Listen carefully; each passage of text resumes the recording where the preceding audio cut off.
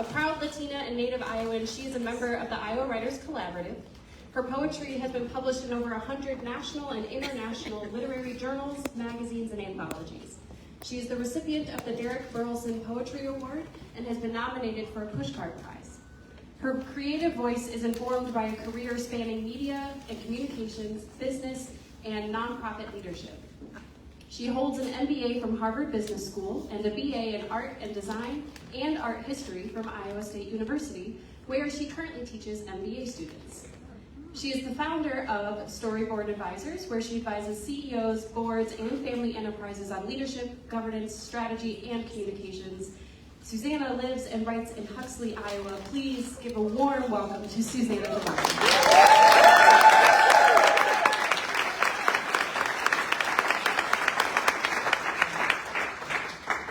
I realized we didn't plan this little bit of context as to why I'm here with you. So can I quick share that and then let's dive in and talk about you? Absolutely. Yeah. I mean, that part about you. Yeah. The context.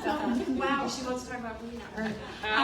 So for those who don't know, yes, I'm Kelsey Bigelow. I had the absolute honor of getting to serve as Suzanna's editor and format, consultant, all the things. I got the joy of helping Suzanna work through the editing process, the finalizing files, going through the whole self-publishing process and all of that, and helping her get set up for today, and I'm just honored, so thank you for having me. So there's a little context as to why I'm here. All right, Suzanna, let's talk about you. So, if you do not know, if you have not read the back cover of this book yet, this book took place on what is called the Whiterock Conservancy, if you know it. Woo! Yeah. So Susanna, before we dive too deep, can you explain to everyone what and where the Whiterock Conservancy is? First of all, raise your hand if you've been to Whiterock so we get into Okay. Good, so I don't have to pitch it too hard. Whiterock Conservancy is a 5,500-acre nature conservancy in Coon Rapids, Iowa.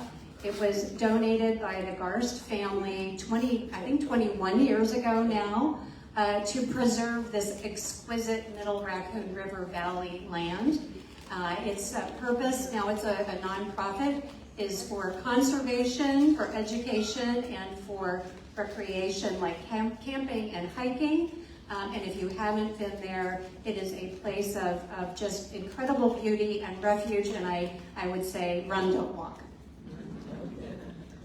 That's interesting. Put a pin in that. She just said run, don't walk. We're going to come back to that. Or walk.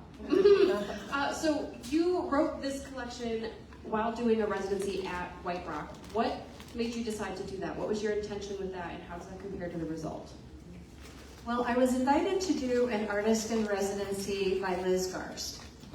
Liz is one of the members of the Garst family who helped establish Whiterock, and she created an artist in residence program some time ago and has hosted both visual artists and writers, and has created a place where people can go and just have the space and time and this beautiful environment for inspiration. So when she said, would I be interested in doing this, I mean, of course the answer was yes. But my intention was to just go and actually work on an existing collection that I've been working on, that I haven't published, and to work on some business writing and to do some art, do some new poetry. I did not go with the intention of writing a collection there. Okay, so interesting. So how did you end up? I think I'm going to hear the answer to this question, and what I'm going to take the pin out of that run, don't walk. How did you end up writing a collection or these specific poems, especially when you spent so much time at this conservancy walking? She said she walked. She didn't run, but she's telling you to run is what I was getting at. So how did you end up writing these collections when you went and you intended to walk so much? Well, there were two motivations. I was planning on going to write and do art, but I also was hoping to do some training. I had plans in October of the same year to walk the Camino in Spain, and also to do a part of the ultra marathon at Whiterock. And I thought if I didn't get out there and start training, I would die. So I hoped that I would walk about 10 miles a day, and 5 in the morning, 5 at night. Well, out of the sun's heat at that time. I was there in July. And but another thing I knew was going to happen, and it did. Whiterock Conservancy, donated by the Garst family, was land that I spent an enormous amount of time on as a young woman, because Jennifer Garst, the youngest of the Garst sisters, was my best friend from the time I was in elementary school. And I knew if I went to Whiterock that I would be around the spirit of Jen, and as I was walking, I was both really completely enthralled and mesmerized both by nature and how I really felt her spirit there. So it ended up, ironically, I was training for a pilgrimage, but in a way it was a pilgrimage on its own. That's beautiful. This next question is twofold because I don't know any other kind. Would you be willing to tell us a little bit about Jen and how you see her showing up in this collection?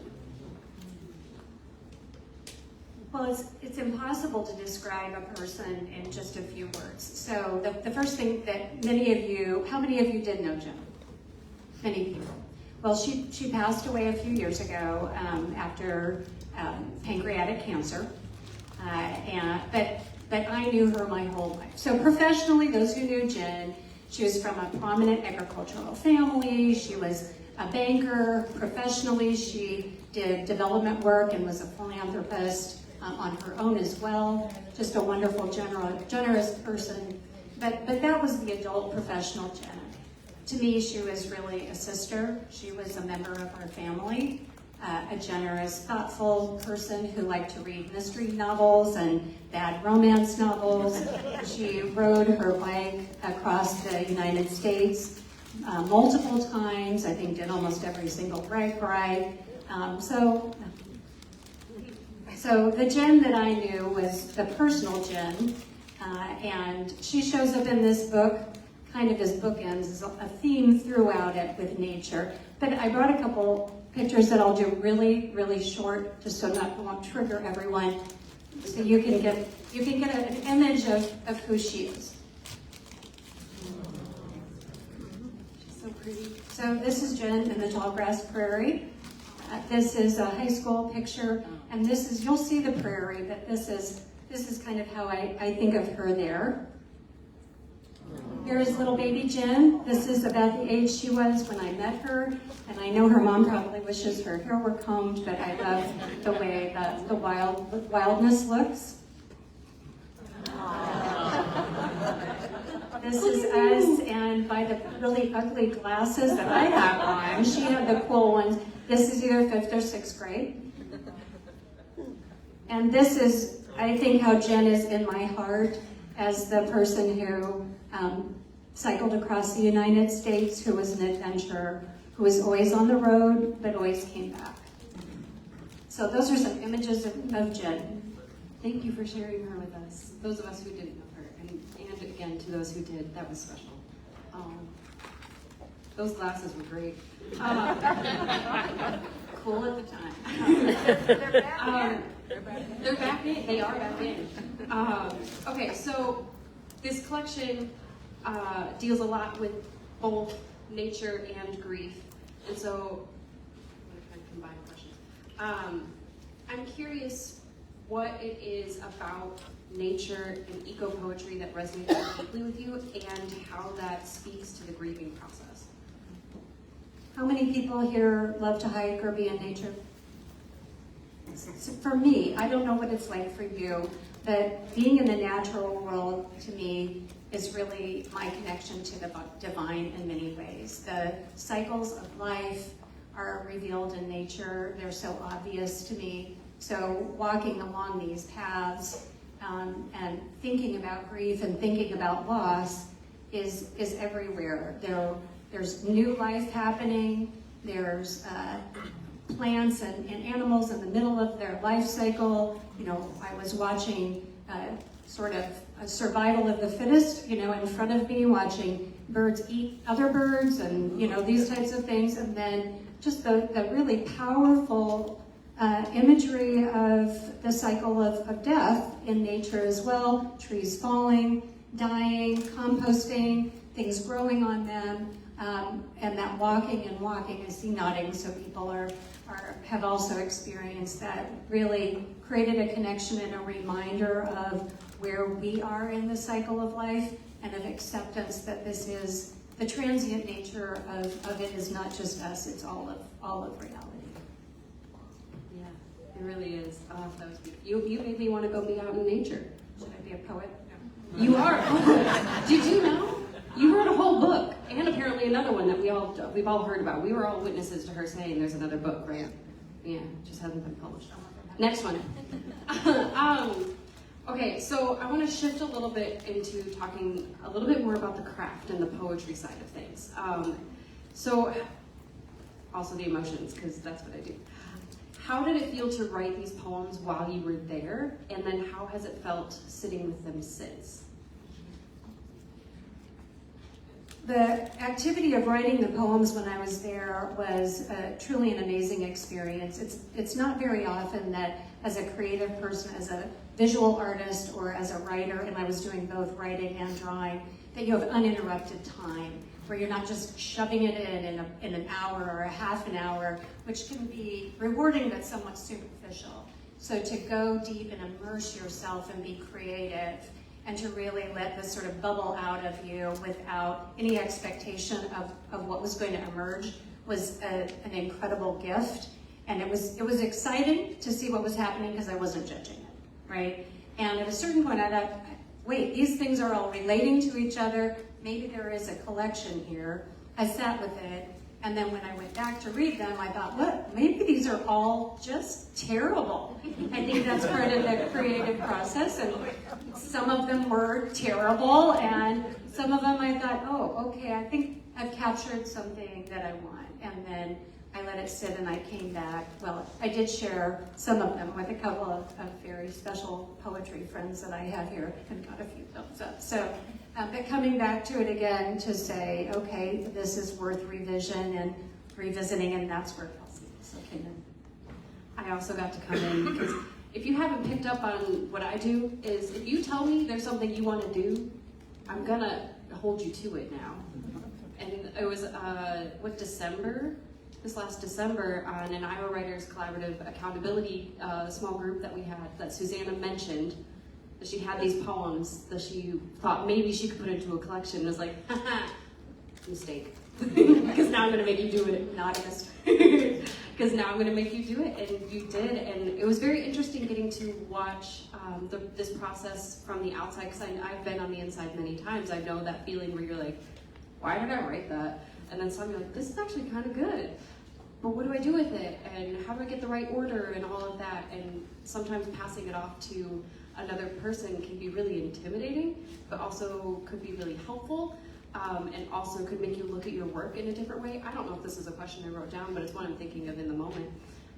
Is how did it change your view of your poems when you passed them off to me and then I gave them back to you with my own interpretation? Well, when someone else reads your work and they hear or see something in it, that's probably one of the most rewarding things that any artist can ever experience. Whether it's negative or positive, did it make somebody feel something? Did it make somebody think?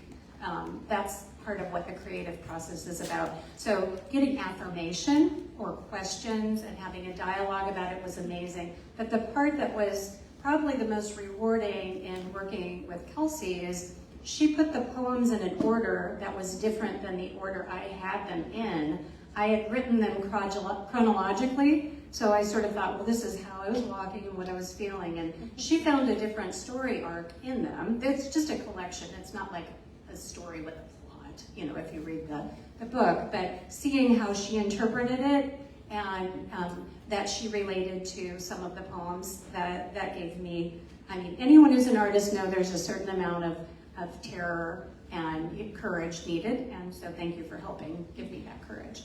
Yeah. Okay, so I'm curious what it means for you. No, I'm going to skip to this question. What do you hope readers take away from your book?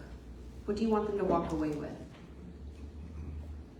I would say I hope that readers take away two things. The first one is very simple. When my friend Jen was dying, she really reminded all of us to tell the people that we love them, hug our loved ones, and for me, the book is about friendship, and so I would say treasure your friendships and invest in your friendships.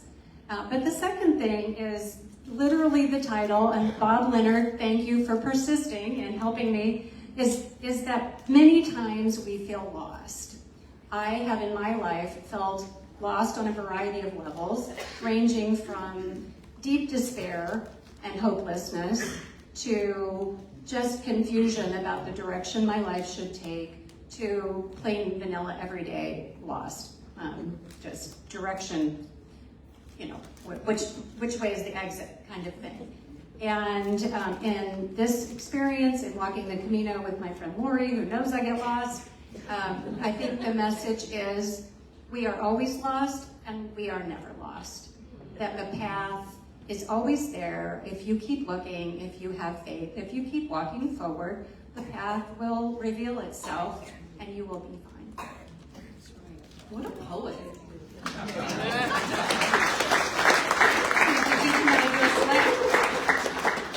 Okay, I have one last question for you. And then what's going to happen is we're going to shift a little bit to Suzanna's going to read some of her poems and share some visuals with us.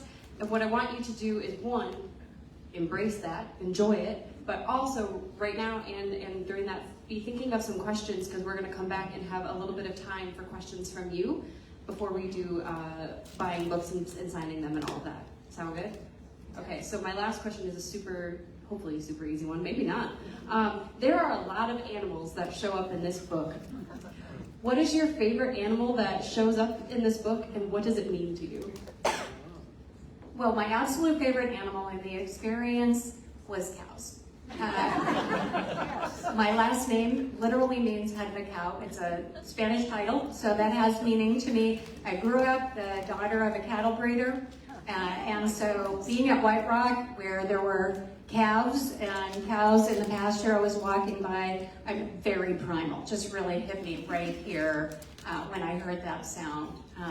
But you will see, or if you read, birds very much throughout the entire book. I think my Merlin app counted 38 birds. Yeah, I mean, I'm telling you, go to Whiterock.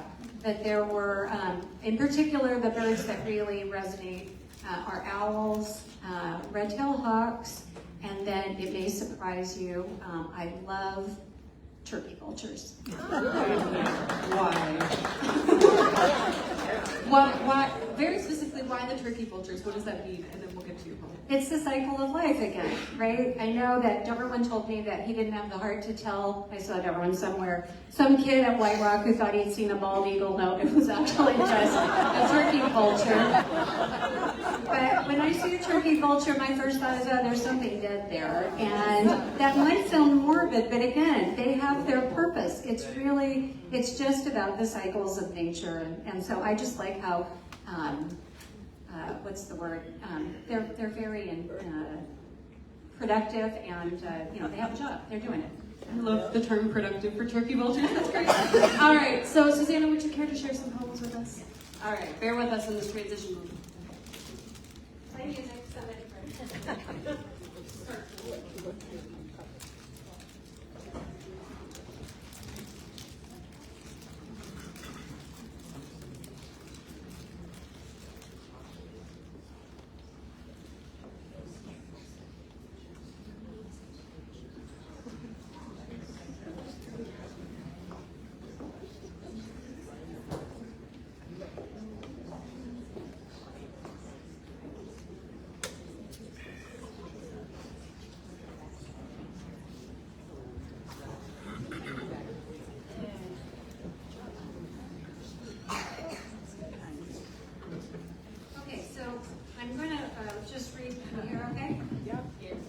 Yes, no? Yes. A selection from the book, and as mentioned, louder.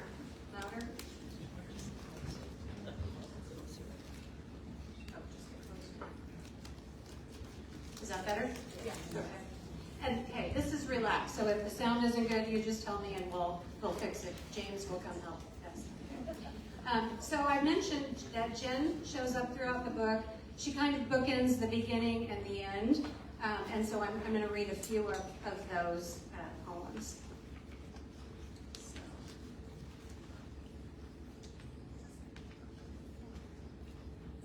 I think the sound isn't showing. Is it? Yeah, we can hear. Oh, you can hear the meadow? Yeah. Oh, okay. You never believed in God is the name of this poem.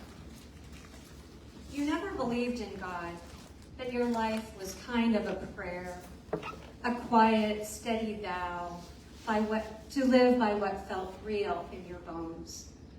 You tested truth the way others tested faith, moving toward it mile by mile, pedaling across plains and hills, not chasing salvation, but freedom, strength, the raw joy of meeting the world face to face. You told me once, the meaning of life is what we make of it, here, now. And in the end, you stood firm, no skyward gaze, no glowing gates, just the curtain pulled, only the stillness, just gone. It was yours to believe, and I watched as you slipped into your silence. Now I am tested, so I walk, not to find what is next, not to convince myself there is more, not even to find you, only to make something of now, to feel what is here, sunlight on brick, the hush before morning, your voice caught in the trees, a low shimmer in the leaves.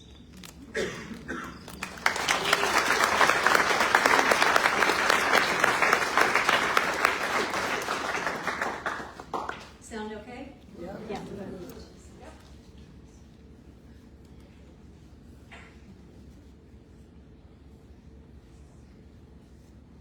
Did you take those photos? Yes, and the videos. Okay, we're going to start that. And then Alex Kelly, help me edit them. Okay, so then this next poem is called How Do You Straighten a River?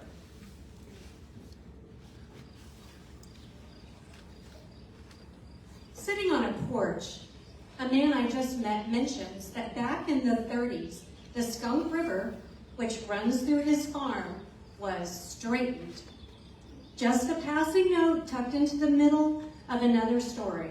Hold on, I say, hands raised, palm out. What did you say? He nods. They straightened it. Who? I asked. He shrugs, unsure. The Army Corps of Engineers, he ponders, probably part of the New Deal. To help the farmers, I ask. Flood control? He nods. Both. I remember how my mother told me to straighten up. Not just my spine, but my voice. It's so much easier to straighten winding things, wild things, unfamiliar things, water, fences, forest, crops, hair, backs, emotions, accents, identities, names, histories. You don't notice what is missing until the curve is gone and you realize you learned to call the damage improvement. Oh.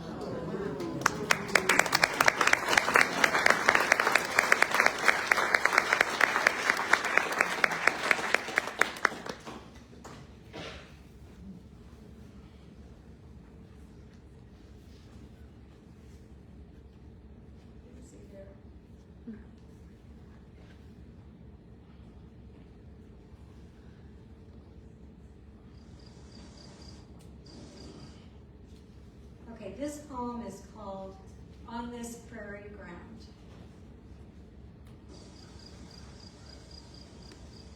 When you were dying, your wish was clear.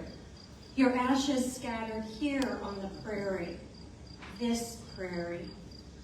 We used to laugh about our city friends. When they hear the word prairie, they just see flat, don't they? But the prairie isn't flat. It's timber stretching high, oak savanna spreading, meadows breathing deep, pastures holding quiet stories, river bottoms holding their own truths. And these hills, they know everything. It is so much more. You didn't want a burial, not the cold, deep earth for you, just release to be scattered. You picked this spot and a simple bench. You can come sit here, you said. The view is good. And it is. Overlooking the river valley, expanses of rolling hill, trees so thick and rich and woven together like a hand-stitched quilt. We gathered here that cold day, all solemn and heavy with loss. Even as we spoke of celebration, the wind was a wild thing coming at us from every direction, biting and angry. We all scooped a handful of ashes, chalky white. How little you were reduced to, a small box, and God help us, a plastic bag inside. The wind shifted and veered, the ash blew around and back and found its way into our hair, onto our coats. November's chill was sharp. But now it's July, steamy, humid. The plants seem to be sweating. I sit on your bench, cement holding the heat. I'm sorry, I whisper to you, or maybe just the sky, and I get up, inhaling deep. What remains now of the ash we spread? Is it in the air, in the grass that touches my legs? Are you still here with me on this prairie ground? A slight breeze graces my cheek. The prairie smells warm, of fresh grass and milkweed, of ripeness, of life. You would have smiled, maybe sighed. It's too hot now, we'd say. Let's go in.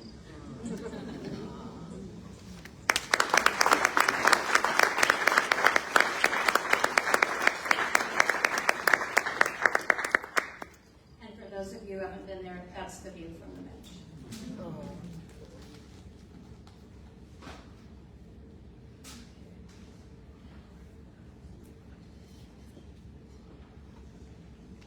Okay, question for the next poem. How many of you are hikers or walkers? Okay, see, everyone's been to Whiterock, everyone's a hiker, this is awesome. And how many of you, every time you hike, know all the trails and take the right turns? No. Oh, you're excellent. Takeaways doesn't matter. Yes. How many of you have at times veered off the path? So this poem is called If You Veer Off the Path, and you've seen half the video anyway, so let's start over. If you veer off the path, if you take an unmarked trail, if you leave without a map, do not be surprised if you find yourself lost. If you veer off the path, if you leave what is known, if you turn from the signs, you must have faith, or at least a sense of direction. If the sun is hidden, if the shadows fall wrong, if the sky does not speak, then faith matters more, then instinct will lead you. You are not far. You are not far. You are not far from where others have walked. You must listen carefully, ration your water, pace yourself. When you feel alone, look again. The path is still there. The trail is still visible. Others have walked this way. their footsteps soften the ground. You are not the first. You are not the first to wander. You are not the first to walk without knowing. You are not alone. Not in the stillness, not in the turning grass, not in the quiet that walks beside you.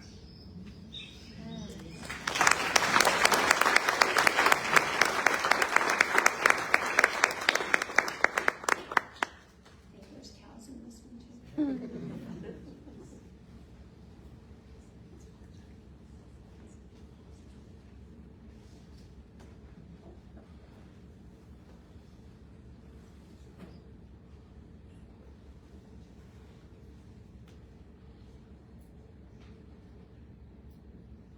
Okay, this is the last poem for tonight, and this is the last poem in the book, and it's called What's a Real Friend Anyway? What's a real friend anyway? Somebody who shows up when the boxes are heavy and the marriage is done, who pours you what you asked for and holds back the I told you so. Somebody who knows about the parking tickets, the chemistry grades, all the wrong men, and the way you keep talking when the world is too much. You can speak of topics you're supposed to avoid in polite company, like religion or your body, unvarnished. It's heat, it's pauses, it's questions. Your money, your politics, your recipes, the burned dinners and the frozen peaches, and the people who are driving you crazy. You walk the trails together, you name the clouds like old neighbors, stop to listen to wind running through the grass, and drive a gravel road at dusk, saying nothing but pointing when the horizon does something worth remembering. A real friend is the hum still in your chest after they've gone, the road stretching long and warm behind you, the grass still leaning towards where you stood, the sun's ray holding your place in the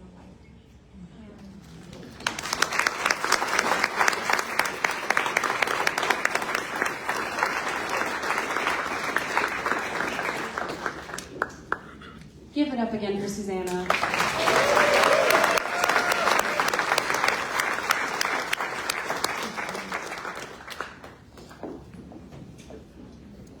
I mean, this was so much love. Did you want Jen or your brother? We love Jen. Jen couldn't be here, but that's what I thought. All right. So we have time for a couple of questions. If anybody has anything off the bat you want to ask, this is your chance. Yes. So, congratulations. This is 100% awesome. What would you say was the most either surprising or rewarding thing about this process and when you visit this Prairie Mountain? Like, what was that? Oh my gosh, I had no idea. I'll repeat the question just to make sure everybody heard and I'll paraphrase it. Is what was the most surprising or rewarding part of this process for Suzanna? Well, the most surprising part is seeing all of you show up. It is absolutely breathtaking. So, round of applause for yourself. Yes, why not? And I would say having uninterrupted time to really reflect on many things from friendship. And I mean, I think place poetry where you are put in a space that reminds you of someone, where you can't be there without thinking of them, whether that's New York or whether that's a trail or where you went to vacation with someone, that's very powerful. So rediscovering and thinking about growing up together versus the end of our life, you know, where we're older, like those really wonderful and not always easy times as kids.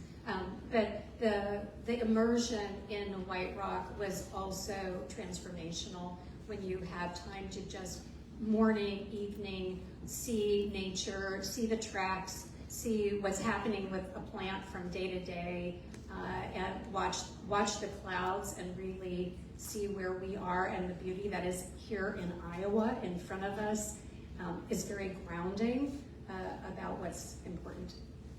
I think Penelope has a question. Did you have a question right here? And then I saw you back there. Yes. What's your question? What's her favorite color? Susanna, what's your favorite color? That's actually a really hard question. I would say it sometimes depends on the season, but I always love bright green. What about you? Pink. How many pink fans do we have here? Back there, we had a question? This is a question about hope. I love turkey vultures. And when I was growing up on our farm in southwest Iowa, there weren't any. And I don't remember the first time I saw one, but I remember there not being them, and then suddenly, then there was like, somebody saw one, and then maybe you saw two, and I remember my grandpa saying, there used to be a lot more. And then they came back, and that was part of my memory. On our farm now, when they come back, migrating, like, to watch them and to count them, there'll be 15, 20 in the air at a time. So, you're here at the Tallgrass Prairie, you're writing all these poems. We're not in really good times right now, whether you're the Tallgrass Prairie or water or lots of things in Iowa. What are the surprising signals of hope that you saw while you were, doing this work and doing this art that you want to share with the rest of us to kind of give us some hope too? Well, I think one of the themes throughout the book too is not just the death of my friend and the cycles of nature, but what we've done to the prairie. And there were so many birds and bird habitat where I think there's poems that are about who is the enemy here. It is us, right? We have damaged the prairie.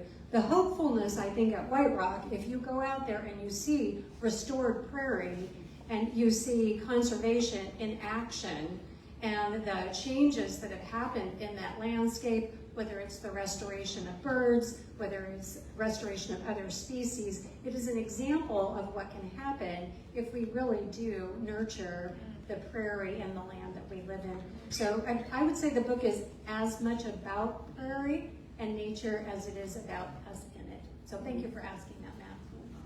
Yeah, question right here. Did you write all of these after Jen died, or did she know any of them? For those who didn't hear, the question is, did you write all of these poems after Jen died, or did she know of any of them? I want to know this too. Well, this collection, literally everything was written at Whiterock or in the months afterwards. So this collection is written in the last year, so after she died. But Jen did know and read my poetry, and I will tell you, Jen was not a big poetry fan, and so Jen friends will laugh when I would share poetry news or I would read poems to her. She would say, woo-hoo! Which was her answer for whatever. That's the best kind of friend. Cool, right? My best friend is not a poet in any sense, and she reads everything like, great. If that makes you happy, you go. Question right here. Yes. How many days were you there, and how did your process change from day 1 to 5 to, I don't know how many days you were there, but the progression?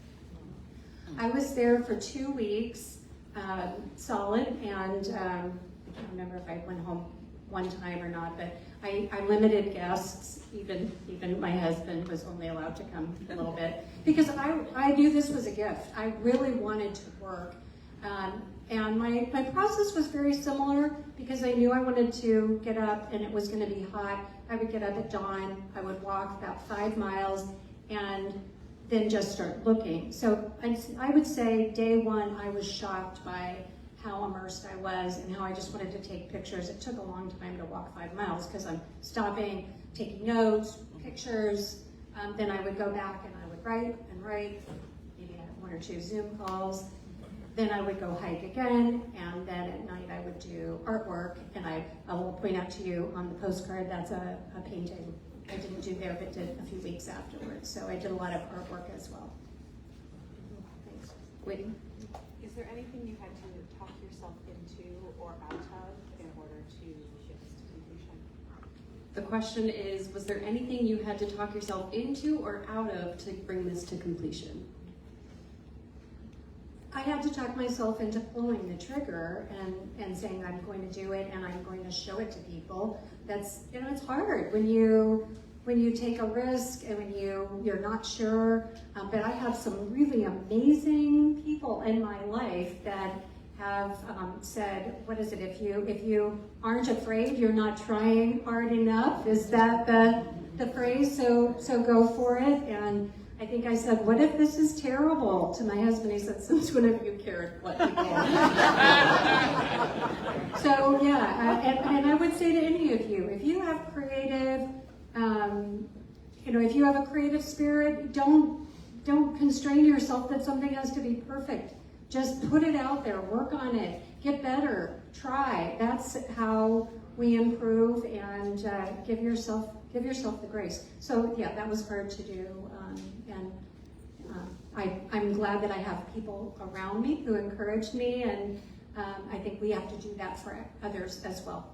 Just affirm you can do it. That feels like a good segue into wrapping this up, and you said you had some thank yous you wanted to share. I do. And Joyce, I can answer your question later. Okay. Okay. We want to make sure we give everybody time to get their book signed. Yes. So if you read the book, there's lots of things in back, but I do have a couple of things that I want to say. And first is thank you so much to Jan and to Beaverdale Books for hosting us.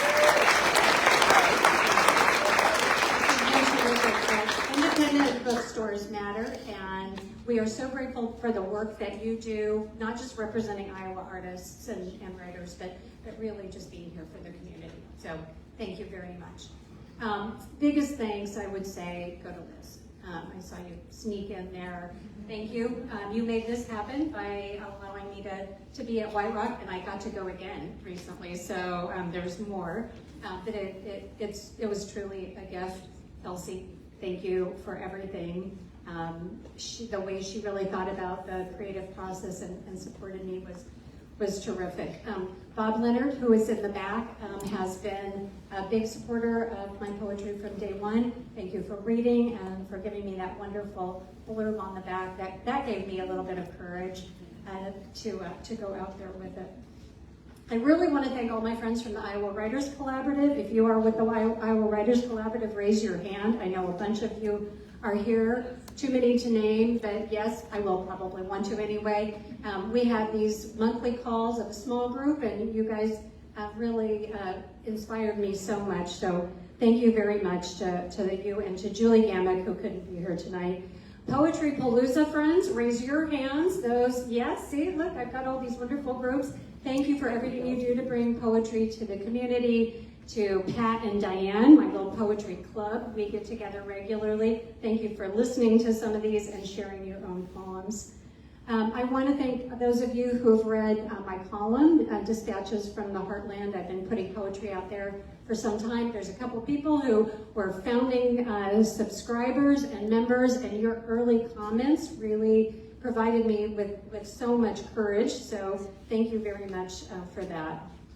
I really want to recognize other loved ones of Jen, Liz, and Darwin, Steve, Katie, Sarah isn't here, Lynn and Naveed, Mary Ritchie, many other people who are here tonight who knew and loved Jen. Your presence really means a lot to me. To my family, thank you so much, especially Mom, who's working the back table. Who